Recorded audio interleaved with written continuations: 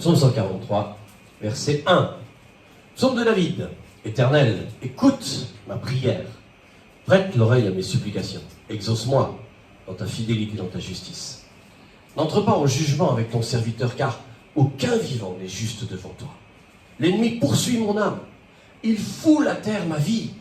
Il me fait habiter dans les ténèbres, comme ceux qui sont morts depuis longtemps. Mon esprit est abattu au-dedans de moi. Mon cœur est troublé dans mon sein. Je me souviens des jours d'autrefois. Je médite sur toutes tes œuvres. Je réfléchis sur l'ouvrage de tes mains. J'étends mes mains vers toi.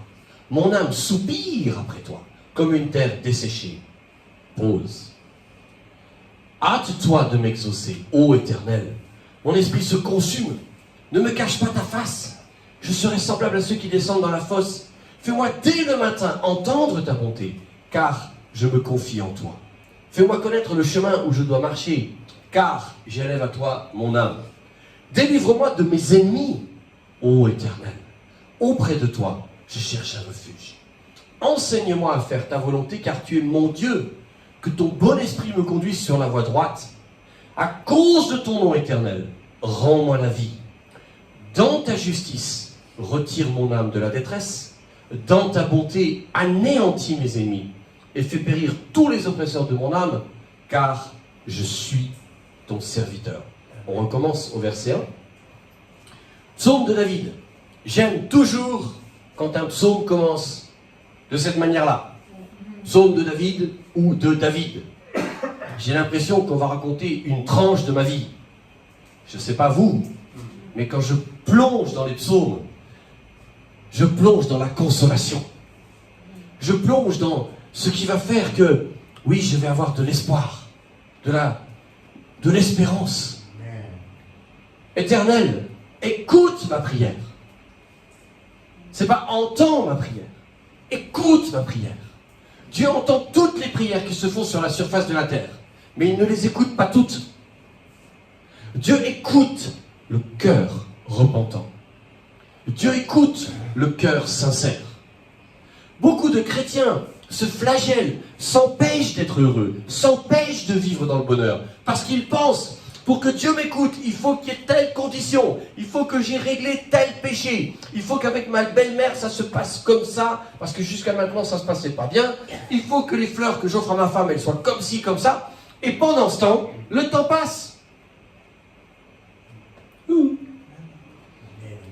Dieu veut ton cœur. Et David avait compris ça. Écoute ma prière, sous-entendu, je m'efforce de te chercher, je m'efforce d'avoir un cœur pur. Prête l'oreille à mes supplications. Voyez, David dit, écoute-moi puisque je supplie. Écoute-moi puisque je suis repentant. Je suis dans la supplication. Le Seigneur aime ces cœurs-là. Exauce-moi dans ta fidélité, dans ta justice. C'est intéressant de savoir que David avait compris que notre justice et notre fidélité étaient friables. Mais celle de l'Éternel est éternelle. C'est simple. C'est son nom. Pourquoi sa miséricorde est éternelle? Parce qu'il est éternel. Pourquoi son salut est éternel? Parce qu'il est éternel. Pourquoi je suis sûr qu'il va me toucher, me guérir, me délivrer? Parce qu'il est éternel. Et que tout ce qui est en lui l'est tout autant. Son amour pour moi est éternel. Son envie de m'aider pour moi est éternelle. Amen ou pas? Verset 2. Alors là, j'aime cette phrase. N'entre pas en jugement avec ton serviteur. Aïe, aïe, aïe. Si le Seigneur commence à mettre, on l'a chanté aujourd'hui, si tu comptais tous mes péchés, c'est fini pour moi. Le psaume 103 parle de cela, plein d'endroits. C'est pas possible. Je t'en supplie, papa, n'entre pas en jugement avec ton serviteur. Je préfère me mettre à genoux devant toi. Je préfère être dans la supplication en disant, oui, j'ai péché. Oui, bien sûr, il y a des erreurs dans ma vie. N'entre pas en jugement avec ton serviteur. Aucun vivant n'est juste devant toi. J'aime l'attitude de David dans cette phrase. Elle est tellement puissante. Elle est tellement encourageante. L'ennemi poursuit mon âme. Parce que l'ennemi n'est pas Dieu. Dieu est éternel, son amour est éternel. L'ennemi n'est pas éternel et sa méchanceté, elle est en retard. Parce que celui qui est méchant, il sait très bien qu'il va mourir. Alors il se dépêche d'être méchant. Parce que demain, peut-être, il ne peut plus être méchant. Ouh. L'ennemi poursuit mon âme. Que ce soit les forces spirituelles qui, elles, malheureusement, sont éternelles, ou que ce soit ceux qui sont agités sur terre par le mal, l'ennemi poursuit mon âme. On le sent quand l'ennemi vient mettre des fardeaux sur notre âme, que c'est lourd, que c'est tellement dur à vivre. Il foule à terre ma vie. Ça veut dire qu'ici, David est en train de dire, mais je suis humilié. Je suis mis au banc des accusés. Je suis mis plus bas que terre. Ma vie est foulée par terre. Pourtant, il est roi. Pourtant, il est assis sur un trône. Mais c'est comme s'il avait la sensation que sa vie était comme s'il était allongé par terre. Et que les gens marchaient sur lui. C'est terrible. L'ennemi me fait habiter dans les ténèbres. Comme ceux qui sont morts depuis longtemps. Et ici, on voit que David se couchait le soir avec l'âme lourde. Lourde. Et on a vu au début qu'il n'était pas avec un cœur mauvais. Il était avec un cœur repentant. Mais le Seigneur travaille nos vies. Et je voudrais vous encourager. Le Seigneur travaille nos vies. Parfois, on se dit, pourquoi ça dure? Pourquoi ça dure? Pourquoi ça dure? Et pendant ce temps, ta victoire augmente. Pendant ce temps, ta force de résistance devient plus évidente. Amen ou pas? Amen. Mais ici, c'est terrible. Il me fait habiter dans les ténèbres comme ceux qui sont morts depuis longtemps. On a l'impression qu'il est sans issue. Que c'est comme s'il se couchait le soir ou s'il se levait le matin en disant « Peut-être mon âme va périr aujourd'hui. Je ne vais plus y arriver. » Amen. Mais souvenez-vous, parce que si ça me parle, je veux croire que ça vous parle à vous. Ça vous parle à vous. Mais souvenez-vous, il est repentant. Il est dans la supplication. Il se tient devant le Seigneur. Il ne lâche pas. Verset 4. Mon esprit est abattu au-dedans de moi. Mon cœur est troublé dans mon sein. Quand c'est comme ça, souvent, on a envie de s'asseoir et de ne plus rien faire. Et ici, David fait le constat. Il fait le constat en disant, mais waouh, cette épreuve que je suis en train de vivre, elle est tellement dure que la conséquence, c'est que mon esprit est abattu. Il n'a pas dit mon âme. Il n'a pas dit mon corps. Il a dit mon esprit. Est-ce que vous m'entendez? C'est par l'esprit que tu adores Dieu en esprit. Quand ton esprit est abattu, c'est beaucoup plus dur de te mettre à louer le Seigneur, à l'adorer. Et c'est là que la vie d'église prend tout son sens. Regardez le moment d'adoration qu'on vient d'avoir. C'est parce que c'est tous ensemble que nous l'avons eu. Parfois c'est beaucoup plus dur de prendre, pour ceux qui font des instruments, parfois c'est beaucoup plus dur de prendre l'instrument tout seul chez soi. Et ici, David, il n'est pas mieux que nous. Mon esprit est abattu autour de moi. Mon cœur est troublé dans mon sein. Donc ici, son esprit est abattu. C'est plus dur de prier. Et même son âme, son cœur est troublé dans son sein. Où est Dieu? Où est mon Père? Où est mon Sauveur? Alléluia. Alors, comme il n'arrive pas à trouver du secours dans le quotidien, dans aujourd'hui, comme il a peur de demain, alors il va en arrière. Et la plupart des êtres humains font ça. Ah, avant c'était mieux. Oh, je me souviens quand j'étais jeune. Ben oui, mais maintenant t'es vieux. C'est ça. Ah, quand j'étais jeune, oui, ben c'est il y a longtemps. Hein. C'est il y a longtemps. Regarde-toi mieux dans la glace, tu vois. Je me souviens des jours d'autrefois, quand j'avais encore des dents. Je médite sur toutes tes œuvres. Je réfléchis sur l'ouvrage de tes mains. Mais ce qui est intéressant, c'est qu'ici, il n'agit pas comme le kidam de la rue. Il n'agit pas comme la personne lambda du monde qui va simplement avoir le narcissique d'hier, d'autrefois. Ici, non seulement il se souvient des jours d'autrefois, mais pour ce que Dieu a fait. Il s'auto-encourage. C'est comme dans le psaume 41, 42, quand il dit « Mon âme espère en l'Éternel, je le louerai encore ». Ici, c'est très important de voir, il dit, bon, ça va pas aujourd'hui. Bon, l'ennemi fout la terre ma vie. Mais je médite sur toutes tes œuvres. Je réfléchis sur l'ouvrage de tes mains. Le Seigneur a fait ça. Je me souviens, il a fait ça un jour. Je me souviens, il m'a parlé à ce moment-là. Alléluia. Alors, puisqu'il l'a fait hier, David dit, allez maintenant, allez, je prends courage, allez, il faut y aller, allez, il faut se lever. Verset 6, allez, courage, j'étends mes mains vers toi. Mon âme soupire après toi, c'est dur, mais je le fais, j'étends mes mains sur toi. Comme une terre desséchée, son cœur est sec, ses pensées sont confuses, la tristesse a envahi toute son âme. Et pourtant, il étend quand même ses mains. Ici, il dit qu'il est comme dans une terre desséchée. En Israël, il fait chaud. Et la seule chose qui importe quand on veut construire une maison, c'est où est l'eau? À quelle distance est l'eau? Quand il dit « je suis comme dans une terre desséchée », c'est comme s'il ne trouvait plus le robinet du ciel. Où est le robinet du ciel? Je suis sec, Seigneur, je suis sec. Voilà pourquoi la pause. Il faut s'arrêter, il faut le chercher, il faut s'attendre à lui. Il faut s'attendre à l'entendre. Verset 7. Hâte-toi de m'exaucer. Pourquoi hâte-toi? Pourquoi dépêche-toi? Parce que David, quelque part c'est une confession. Seigneur, si tu ne te dépêches pas, mes mains qui sont étendues, elles vont se détendre. Mon cœur qui passe du temps à te chercher, il n'y arrivera plus.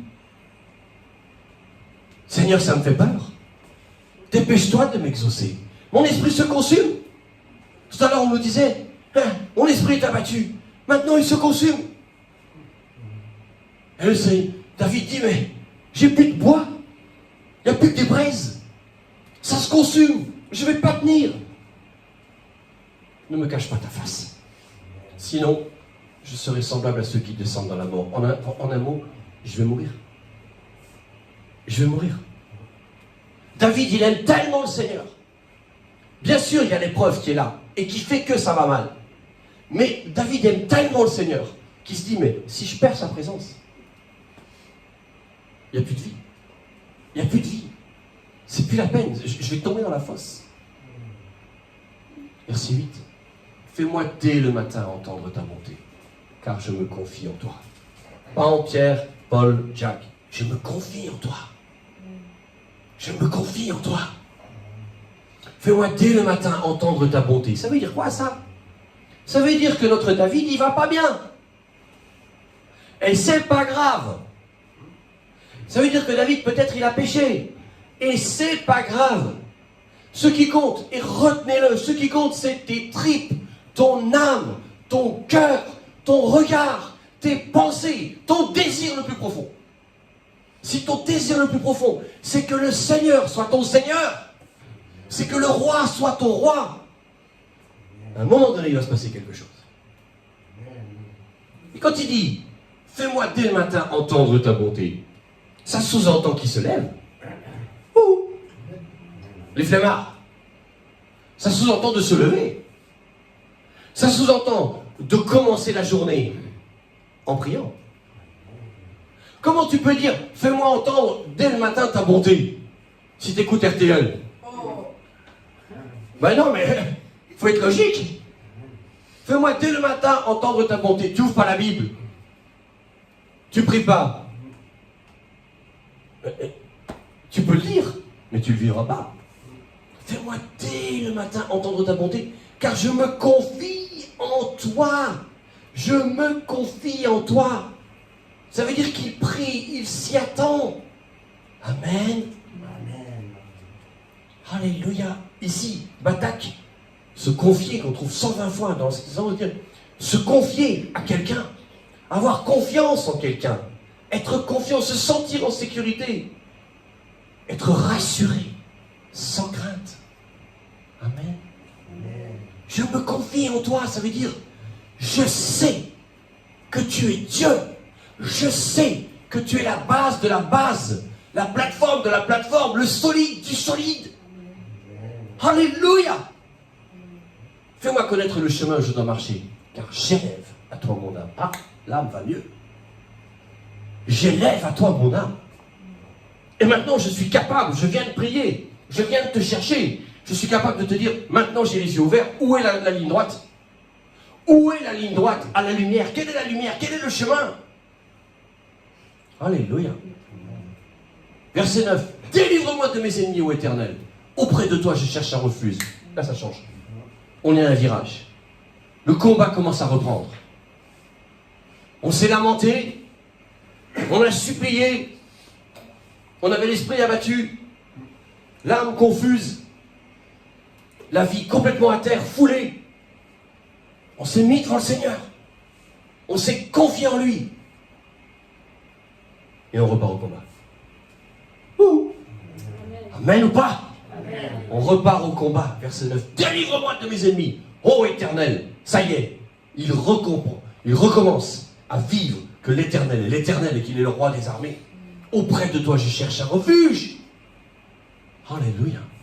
Enseigne-moi à faire ta volonté, car tu es mon Dieu. Que ton bon esprit me conduise sur la voie droite. Encore une fois, l'histoire de la voie droite. À cause de ton nom, Éternel, rends-moi la vie. Ici, on va avoir 3 clés de délivrance. 3 clés de délivrance. La première, à cause de ton nom, Éternel, rends-moi la vie. Dans ta justice, on pourrait dire à cause de ta justice. Retire mon âme de la détresse. Dans ta bonté, à cause de ta bonté, anéantis mes ennemis. À cause de ton nom, à cause de ta justice, à cause de ta bonté. On va s'arrêter un moment là-dessus. À cause de ton nom. Pas à cause de mes mérites. Pas à cause de ce que je peux faire de bien ou de mal. À cause de toi. À cause de toi. À cause de toi. Si un jour l'un d'entre nous a un fils qui va en prison, à cause de l'amour que l'on a pour lui, on ira quand même le voir. À cause de ton nom. Seigneur, rends-moi la vie. Pas une vie. Pas la force d'aller boire une chope. Pas la force de faire un barbecue. Rends-moi la vie. Ta vie. Une vie, comme il est écrit dans le psaume 23, qui m'amène dans les eaux pures, près des verts pâturages. Une vie avec toi, Seigneur. Une vie avec toi. Alléluia. À cause de ton nom, rends-moi la vie. À cause de ta justice, retire mon âme de la détresse. Pas j'ai fait ci, j'ai fait ça, j'ai essayé ci, j'ai... Bien sûr qu'on doit faire notre part. Mais ce n'est pas à cause de ta part que tu vas être délivré. C'est à cause de ton péché que tu fais ta part. Je vais vous redire ça. C'est pas parce que tu fais ta part que tu vas être délivré. C'est parce que tu as péché que tu dois faire ta part. Parce que j'ai péché que je dois faire ma part. Et à cause de son amour, il retire ton âme de la détresse. Pas à cause de ta valeur. Pas parce que d'un seul coup tu viens à le mériter. Parce que quand on cherche à mériter, la seule chose qu'on réussit à faire, c'est l'irriter. Ne marchez pas au mérite. Comment vous dire? On ne fait pas une part pour mériter. On fait une part parce qu'on aime. C'est comme quand tu coupes une tarte. Tu ne donnes pas une part à tes enfants parce qu'ils l'ont mérité. Tu leur donnes une part parce que tu les aimes. Tout simplement. Donc retenez ces choses-là. Notez-les. Avec un burin sur votre cœur. Pour que quand demain ça aille mal, tu puisses savoir par cœur ces versets en disant, premièrement, à cause de ton nom, rends-moi la vie. À cause de ta justice, retire mon âme de la détresse. À cause de ta bonté, anéantis mes ennemis. Bon, anéantis mes ennemis, on est en 2024. Peut-être que s'il les éloigne, ça suffira. Hein? Et fais périr tous les oppresseurs de mon âme. Mets-les au large. Coupe les liens dans les réseaux sociaux, coupe les machins, ça suffira. Hein? Coupe les cordes ici et là, et ça suffira. Car je suis ton serviteur. On va finir par là, écoutez bien. Premièrement, à cause de ton nom, rends-moi la vie. À cause de ta justice, retire mon âme de la détresse. À cause de ta bonté, anéantis mes ennemis. Pourquoi? Car je suis ton serviteur. Je suis ton enfant. En un mot, parce que par ta grâce, je t'aime. Et puisque je t'aime, je te sers. Et plus je te sers, plus je t'aime. Alors, une dernière fois pour aujourd'hui, à cause de ton nom, rends-moi la vie. Parfois la vie, elle est partie. On ne sait plus où elle est. Elle n'a plus de goût, elle n'a plus d'odeur. Elle n'a plus de force, elle n'a plus d'impact. Mais à cause de toi, Seigneur, rends-moi la vie. Et même si tu dois le dire 50 fois par jour, fais-le. Rends-moi la vie dans ta justice, à cause de ta justice. Retire-moi l'âme de la détresse. Ma justice à moi, elle est corrompue. Mais à cause de ta justice, imaginez un poids qui est tombé comme ça dans la fange. Et le Seigneur retire, un peu comme des sables mouvants. On est tombé au fond des sables mouvants. On enfonce, plus on se débat, plus on enfonce. Et le Seigneur vient, à cause de sa justice, il retire notre âme de la détresse. C'est comme les anciennes balances Robert Val qu'on voit dans les tribunaux. Nous, notre justice, elle pèse tellement lourd que ça baisse. On est condamné d'avance. Mais à cause de sa justice, on arrive à l'équilibre. On est libre. On est acquitté. À cause de ta bonté, éloigne mes ennemis.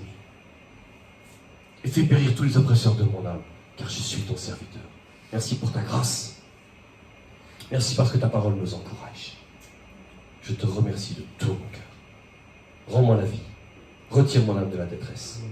Et éloigne de nous nos ennemis et nos oppresseurs. Pourquoi? Parce que tu nous as sauvés.